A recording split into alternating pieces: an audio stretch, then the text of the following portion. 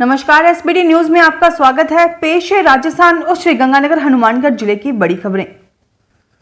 Railway कर्मचारियों ने bonus नहीं मिलने पर देश भर में 22 अक्टूबर को रेल का चक्का जाम करने की चेतावनी दी है।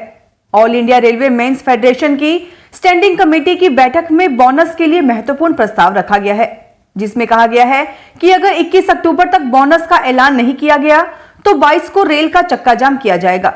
इसके अलावा 20 अक्टूबर को देश भर में बोनस दिवस मनाते हुए धरना प्रदर्शन किया जाएगा। राजस्थान नगर निगम चुनावों में कांग्रेस के विधायकों ने जहां स्क्रीनिंग कमेटी को 2-2 कह दिया है कि आप हमें सिंबल दे दीजिए, हम हमारे हिसाब से टिकट वितरण करेंगे, लेकिन इन सभी विधायकों को रविवार को प्रदेश कांग्रेस अध्यक्ष गोविंद सिंह डोटासरा ने अपने बयान के जरिए संगठन का महत्व समझा दिया है। राजस्थान के 3 शहरों में 6 नगर निगमों के चुनाव में टिकट वितरण कांग्रेस के लिए बड़ी परेशानी का सबब बन गया है। खास तौर पर जयपुर में पिछले 7 दिनों की माथापच्ची के बाद भी नामों को लेकर एक राय नहीं बन पाई है। जयपुर में मामला स्क्रीनिंग कमेटी वर्सेस विधायक हो गया है। जोधपुर नगर निगम चुनाव के लिए भाजपा ने शनिवार देर रात अपने प्रत्याशियों की सूची जारी कर कांग्रेस से बाजी मार ली है। भाजपा की सूची देख स्पष्ट है कि इस बार वसुंधरा समर्थकों को दरकिनार कर दिया गया है।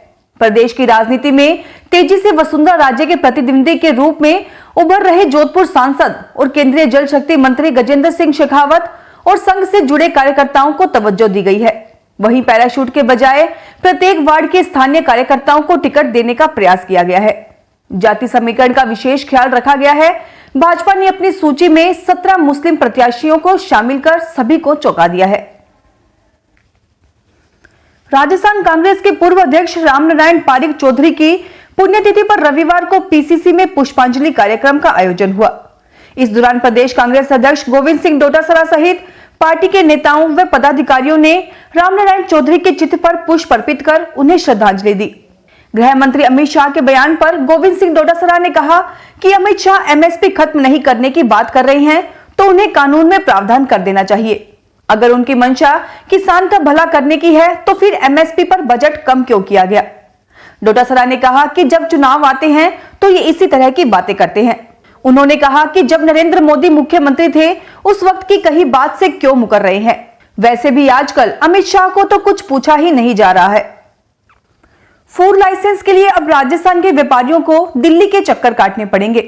21 अक्टूबर के बाद बीकानेर में फूड लाइसेंस बनाने की प्रक्रिया नहीं हो सकेगी। मीडिया रिपोर्ट्स के अनुसार 1 नवंबर 2020 से लाइसेंस दिल्ली से ही बनवाने पड़ेंगे। फूड लाइसेंस प्रक्रिया के दिल्ली में बनाए जाने संबंधी आदेश जारी होने के बाद यहां के व्यापारिक संगठनों ने प्रस्तावित प्रक्रिया का विरोध करना शुरू कर दिया है। इससे पूर्व भी यहां के व्यापारियों ने फूड लाइसेंस के दिल्ली में बनाए जाने संबंधी सूचना के बाद विरोध किया था। हालांकि उस समय केंद्रीय मंत्री अर्जुन राम मेघवाल की ओर से व्यापारियों को दिए आश्वासन के बाद व्यापारियों ने विरोध करना बंद कर दिया था। राजस्थान में शहरी सरकार चुनने की जद्दोजहद चल रही है। जयपुर, कोटा और जोधपुर में निगम के चुनाव होने जा रहे हैं। इन चुनावों में पार्टी के वरिष्ठ नेताओं से लेकर कार्यकर्ता तक लगे हुए हैं, तो वहीं पार्टियां जिताऊ उम्मीदवार के मापदंड को तलाशते हुए प्रत्याशियों की खोज में जुटी हुई है। ऐसे में अब स्टूडेंट लीडर ने भी इन चुनावों में एंट्री ले ली है। बीजेपी और कांग्रेस दोनों पार्टियों में लगभग 4 दर्जन स्टूडेंट लीडर ने अपनी दावेदारी पेश की है, जिसमें से 2 दर्जन के करीब लीडर मजबूती से चुनावी जमीन भी बनाने में जुट गए हैं। हालांकि इस दावेदारी पर वरिष्ठ नेताओं की नजरें टेढ़ी जरूर हैं, लेकिन युवा उनके सहयोग की उम्मीद कर रहे हैं। बहुप्रतीक्षित रीट भर्ती परीक्षा अगले साल फरवरी में करवाई जा सकती है। शिक्षा राज्य मंत्री गोविंद सिंह डोटासरा ने रविवार को इसके संकेत दिए हैं। डोटासरा ने बताया कि रीट भर्ती परीक्षा के पैटर्न में कुछ छोटे मोटे संशोधन किए जा रहे हैं। ये संशोधन इसी महीने में फाइनल कर दिए जाएंगे। इसके बाद नवंबर में माध्यमिक शिक्षा बोर्ड को भर्ती परीक्षा करवाने के लिए भेज देंगे। इस बार रीट भर्ती परीक्षा की नोडल एजेंसी माध्यमिक शिक्षा बोर्ड को बनाया गया है। राजस्थान में कोरोना के नए मरीजों की संख्या कम होने का सिलसिला लगातार जारी है। रविवार को प्रदेश में 1985 नए पॉजिटिव केस सामने आए। वहीं 13 मरीजों की कोरोना से मौत दर्ज की गई है। एक्टिव मरीजों की संख्या भी घटकर 21,139 हो गई है। रेलवे अब यात्रियों को अपने रनिंग और रिटायरिंग रूम्स में कंबल और चादर का उपयोग बंद करने जा रहा है।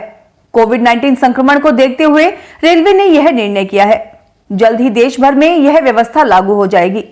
रेलवे बोर्ड ने इस संबंध में उत्तर पश्चिम रेलवे समेत सभी जोनल ऑफिस से कहा है कि वे अपने अपने रेल मंडलों में बने रनिंग रूम्स में इसी महीने से यह व्यवस्था लागू करें। लीलेन नहीं देने की स्थिति में कमरों के अंदर के तापमान के वातावरण को परिस्थितियों के अनुकूल मेंटेन किया जाएगा। जयपुर में नाहरगढ़ जैविक उद्यान की लॉयन सफारी में एक शेर की रविवार को मौत हो गई। जयपुर चिड़ियाघर के उपवन संरक्षक उपकार बोराना ने बताया कि 4 साल के शेर कैलाश की रविवार सुबह मौत हुई। उन्होंने बताया कि शनिवार शाम भोजन के बाद शेर ने उल्टी की थी। पशु चिकित्सक ने उसका उपचार किया और रात भर देखभाल की, लेकिन रविवार सुबह उसकी मौत हो गई। और अब खबरें श्री गंगानगर हनुमानगढ़ जिले की। हनुमानगढ़ जिले के सिद्धमुख जल संसाधन विभाग की टीम ने नहर से पानी चोरी करते हुए एक किसान को पकड़ लिया। विभाग की ओर से भिरानी पुलिस थाना ने किसान के खिलाफ नहर से पानी चोरी करने व नहर को नुकसान पहुंचाने के आरोप में मुकदमा दर्ज किया गया है। पुलिस के अनुसार जेईएन तेज सिंह की रिपोर्ट पर जगदीश जाट के खिलाफ मुकदमा दर्ज किया गया है। जेईएन ने आरोप लगाया है कि जगदीश जाट ने ट्रैक्टर व पाइप लगाकर नहर के डावल व पटरा क्षतिग्रस्त कर दिया। श्रीगंगानगर में भारतीय पुलिस सेवा के पूर्व अधिकारी दिलीप जाखड़ की पुस्तक गरीबी की शक्ति का विमोचन सूचना केंद्र में हुआ। उन्होंने अपनी पुस्तक गरीबों को समर्पित करते हुए कहा कि यह भाव को भाव में बदला जा सकता है। अमीरी गरीबी की व्याख्या सही होनी चाहिए। श्री जगदम्बा अंध एवं मूक बधिर विद्यालय के संस्थापक स्वामी ब्रह्मदेव ने कहा कि मनुष्य का मस्तिष्क गरीब कम है, गरीब बनता ज्यादा है। कायर पुरुष ही किस्मत की बात करते हैं, पुरुषार्थ करना चाहिए।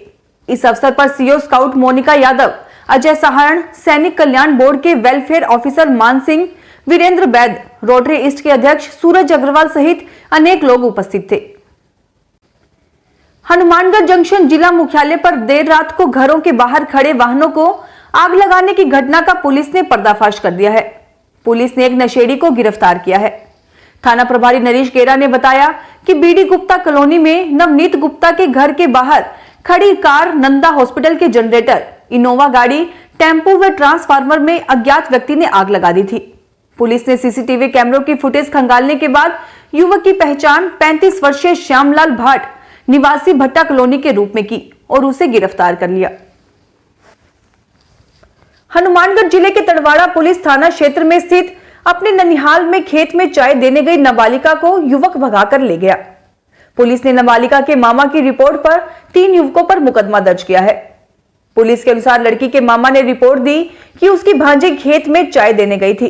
रास्ते में सतवीर उसे बहला फुसला कर ले गया। सतवीर का साथ गणेश व मुकेश बावरी ने दिया। पुलिस ने बताया कि युवकों की तलाश करवाई जा रही है।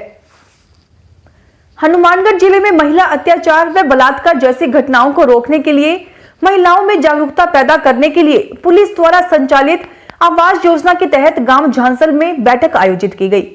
बैठक में आंगनबाड़ी कार्यकर्ता, एएनएम, आशा सहयोगिनी, ग्रामीण महिलाओं ने भाग लिया।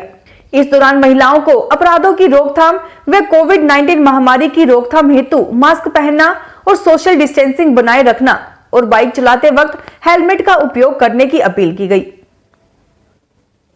प्रदेश सरकार द्वारा शिक्षा जगत में खेलों को दिए जा रहे प्रोत्साहन के मद्देनजर जिले में महाराजा अग्रसेन चैरिटेबल ट्रस्ट द्वारा संचालित जवाहरनगर स्थित महाराजा अग्रसेन विद्या मंदिर स्कूल में महाराजा स्पोर्ट्स एकेडमी का शुभारंभ रविवार प्रातः 8 बजे पूजा अर्चना के साथ संस्थापक संरक्षक हरपत राय टांटिया, चंदूलाल गुप्ता, प्रेरणा स्रोत राम मूर्ति गुप्ता के सानिध्य में हुआ।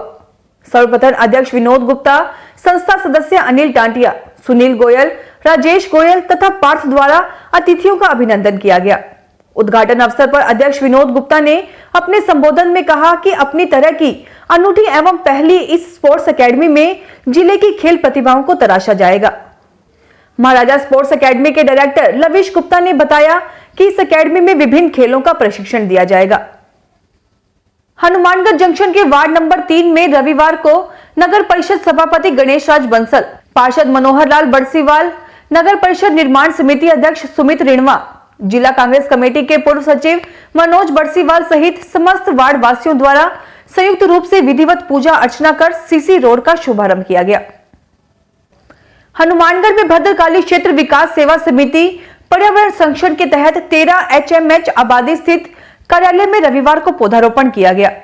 कार्यक्रम में अमरपुरा थेड़ी के सरपंच रोहित स्वामी, जल उपभोक्ता संगम के अध्यक्ष असलम अली, प्रेमनगर गुरुद्वारा साहिब के प्रधान सरदार बलकरण सिंह ढिल्लो, भारत क्लब के पूर्व अध्यक्ष सुशील अग्रवाल, सरदार बूटा सिंह, संस्था संरक्षक सुरेंद्र सिंह शेखावत द्वारा पौधे लगाकर उनकी सार संभाल का जिम्मा लिया गया। हनुमानगढ़ में श्री रामलीला समिति द्वारा कोरोना महामारी के चलते इस बार भगवान श्री राम की लीला नहीं खेली जा रही, परंतु स्टेज की परंपरा के अनुसार रोजाना झांकी के साथ आरती की जाएगी। रविवार रात्रि को नगर परिषद सभापति गणेश राज बंसल, समिति अध्यक्ष अर्चित अग्रवाल, पूर्व अध्यक्ष बाल किशन गोल्याण, दिनेश तलवाड़िया, प्रेम रतन पारिक, सुंदर बंसल, गिरिराज शर्मा एवं अन्य समिति के सदस्यों ने विधिवत पूजा अर्चना कर फीता काट कर रामलीला की झांकी की शुरुआत की। शनिवार को मां सरस्वती की झांकी दिखाई गई।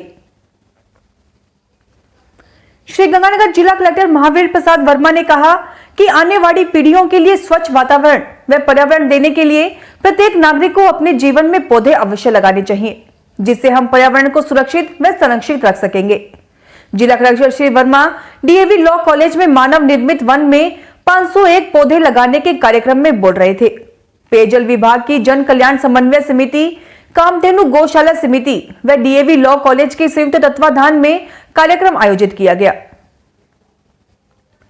श्रीगंगानगर में महाराजा अग्रसेन जयंती पर जय अग्रोहा चैरिटेबल ट्रस्ट द्वारा अग्रसेन चौक पर 251 दीप प्रज्वलित किए गए।